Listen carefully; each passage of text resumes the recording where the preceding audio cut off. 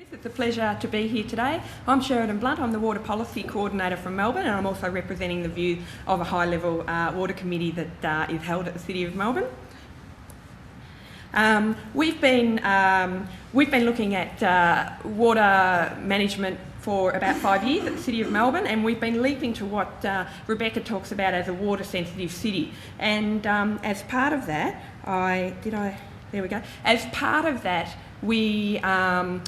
we've realised that not only are we saving water and improving stormwater quality and involving the community, but we thought we need to take a step back and also look again at what the city of Melbourne is doing in terms of flows of water and flows of pollutant. And in doing that, we looked at the city as a catchment. And that's a phrase we use. We have 3 waterways and a bay. Parkland, we've got the CBD and that immense urbanisation of impermeable surfaces and roads, and importantly, we are at the bottom of the catchment.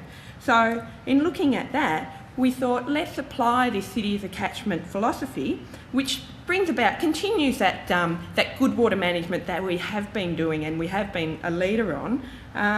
But by looking at that flow of water through the municipality, we're able to identify sources and sinks. So those sites that capture a lot of water, or those sites that use a lot of water, and how they relate to each other. And we add that understanding of the city to all the other things that we know in order to make a much better decision about how we can live sustainably.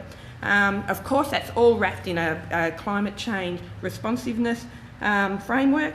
And we also talk about a resilience of water supply. So we do have a diversity of supply. We rely on, not just on mains, we rely on stormwater harvesting, rainwater harvesting, and that different options that are out there. And we bring the community along with us, or we follow the community. I mean, the community is very much telling us to save water. So if they've got that passion, let's help them understand what the options are and deliver on that.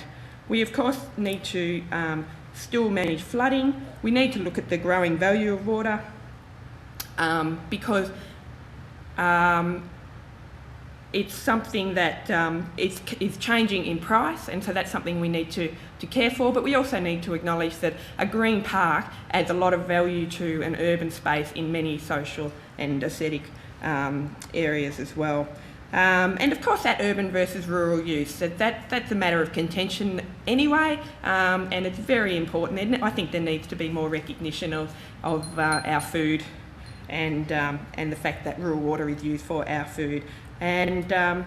And so in response to that, we sort of are looking at a pattern where the 3 green circles are roads and building and public open space, and we're looking at each of those for their catchment potential. So for example, a building is a catchment in itself. It catches water, it can have storage down below. So we look at the potential to harvest and use within that space, and so we're starting to think more holistically and tying it all together. Thank you.